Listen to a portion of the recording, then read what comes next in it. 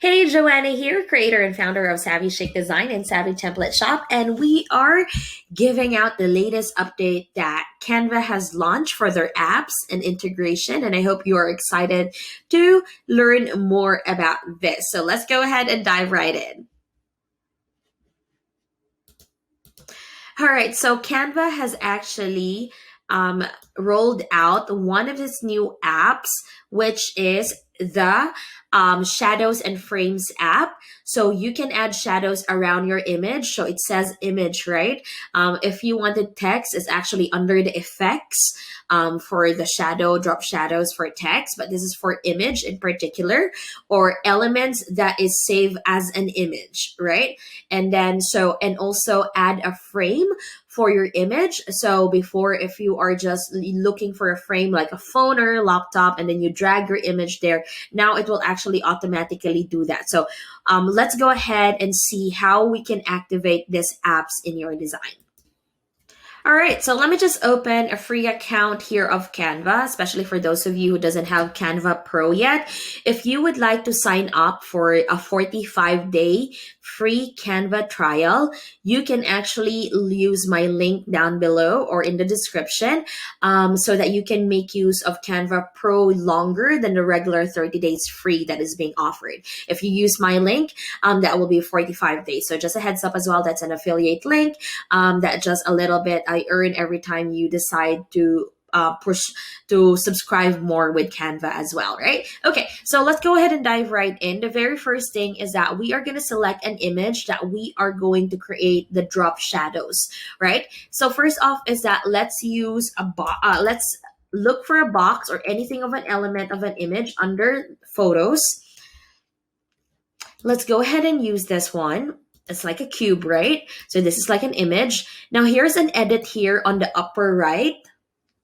And then we're going to see if we can activate first the shadow. All right, so this is the shadow. So you need to connect the app in order for it to be available in your option apps, right?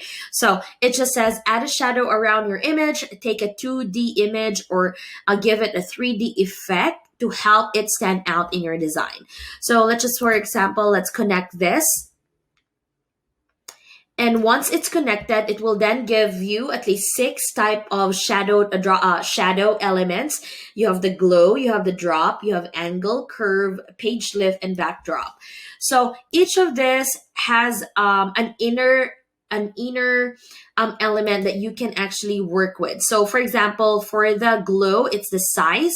So you see how that size, right? You can work on the transparency.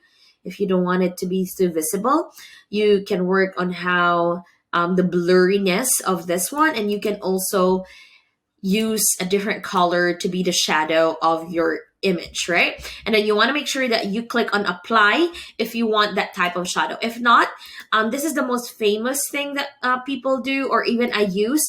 I do use a lot of the drop shadows. So this has like it has offset, transparency, blur, and you can also change the color as well. And this one though has another option, and wherein you can do the top right, you can do the top right, the bottom right, the bottom left, depending on where you would like the element to have that dimensional effect in your design, right? So that's one thing as well. You have the angle base, so you can angle it, not really in the same style. So you can change that one this way. You can change the transparency as well. You can change how blurry you can do it, and you can change the color too. So play around with this one. And again, make sure that you click on apply if you want it to be applied. This one is going to be a curve. It's just giving you that curve illusion of a little bit. You see how that kind of just tilt a little bit, tilt here a little bit as well. Mostly it's in the bottom part. So let's see if this is, okay, there you go. You can see more of the tilt, the curve style of the shadow here. So it's really making design really much easier, right? And then the blurriness, you can always change that one.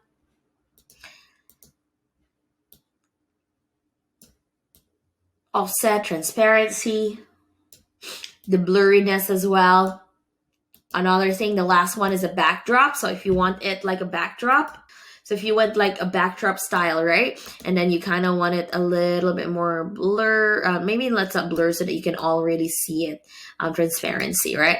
And then maybe the vertical angle if you want it to really be, that is awesome, right? And then you can move it a little bit wherever you want it to be. That is just amazing, right? It really makes a lot of things that can be really be done. So yeah, so that is the shadow effect. Again, do not forget to click on save for that one. All right, so the next element that I'm going to be showing you all is the frame. So this is one thing, right? So normally what we did before is that you type in phone, you look for this phone, you type for an image, like for example,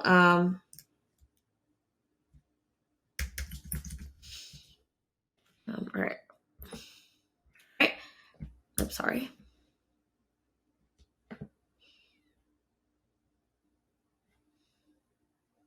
Just looking for at least a good amount. All right. So for example here, what you do is you actually drag this one and then you do it that way, right? That's how you do it. But with frames, let's just say, for example, we are going to like use this element, right? This picture. I'm gonna remove that phone there. I'm gonna click on the image, click on edit. I'm gonna activate and connect the app, which is the frames. Add a frame to your image. And it has basic frame like phone, laptop, tablet, Polaroid frame, depending on what you are looking for. And it can actually really connect as well, and it will really be helpful for you. So let's wait for that one to be activated. All right, so now we have the frames here available. Now I'm going to choose a phone. Let me just change the background here so that you can kind of see how this works here. I'm going to click on the image again.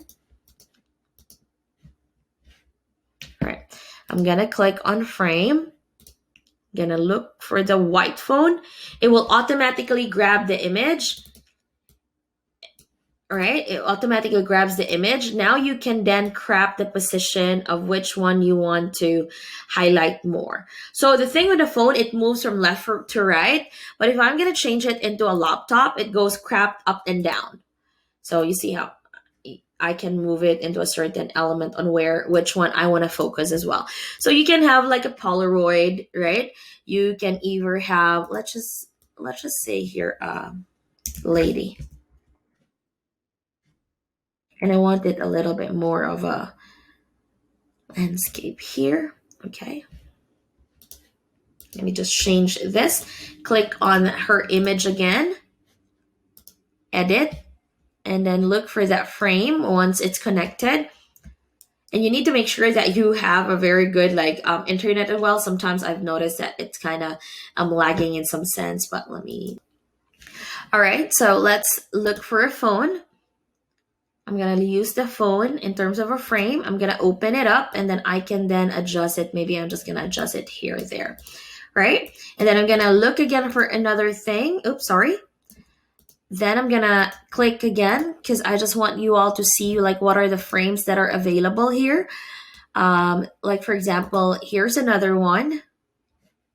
So it just automatically actually grabs the image, right? So rather than really like dragging or so it still has limited frames that you can really work with, but I really think it gives enough variety to make things easier in terms of designing as well. So I think that's just the main goal, right? I know a lot of you all might be requesting for something else, but this is such a very good way to just start off and really just leverage as well the designs that you have too. So yes, so if you would like to test this one out or you have tested this one, please do feel free to send me a message that you have enjoyed this new feature. And if you have other requests as well, there's one more update that we are rolling out together with mock-ups as well.